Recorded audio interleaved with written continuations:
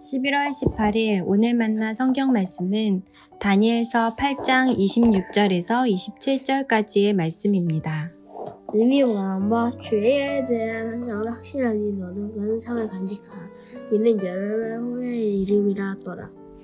이에 나 다니엘이 지쳐서 여러 날 앓다가 일어나서 왕의 일을 구하느니라. 내가 그 환상으로 말미암아 놀랐고 그 뜻을 깨닫는 사람도 없었느니라.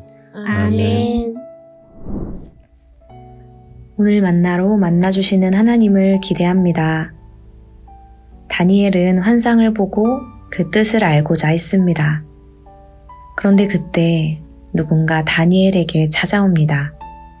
16절 말씀입니다.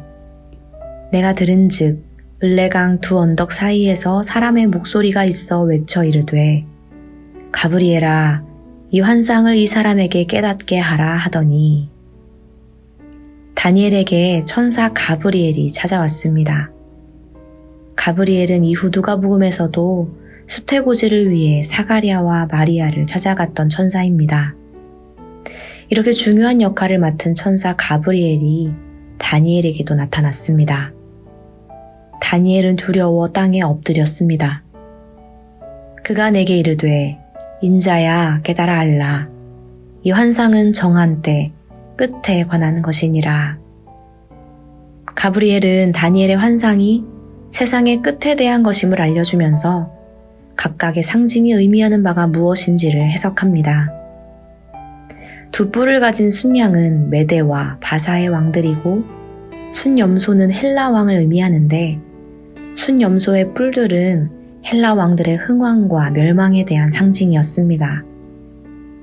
마지막에 등장하는 작은 뿔은 이전 왕들을 능가하는 포악한 왕이며 그로 인해 고난의 때가 찾아올 것임을 예고합니다. 다니엘은 하나님의 지시를 받은 천사 가브리엘의 해석이 있기 전에는 이 환상의 의미를 미처 깨닫지 못했습니다. 하나님의 계시는 하나님의 감동 외에는 깨달을 방법이 없기 때문입니다. 그렇다면 다니엘이 이 모든 것을 깨닫게 하신 이유는 무엇일까요? 가브리엘 천사는 반복적으로 이 환상은 정한 때 끝에 관한 것이라고 설명합니다. 전도자도 같은 깨달음을 설파했죠. 전도서 3장 1절 말씀입니다. 범사에 기한이 있고 천하 만사가 다 때가 있나니. 세상의 모든 일이 다 정한 때가 있다는 사실은 다니엘 시대의 고난도 영원하지 않다는 것, 그 고난에는 반드시 끝이 있다는 것입니다. 환상에 등장하는 작은 뿔은 형통합니다. 하지만 그는 능력과 권세가 한시적으로 허락되었을 뿐 자기의 힘으로 말미암은 것이 아님을 깨닫지 못합니다. 그의 모든 힘은 하나님이 정하신 때에 무너지게 될 것입니다.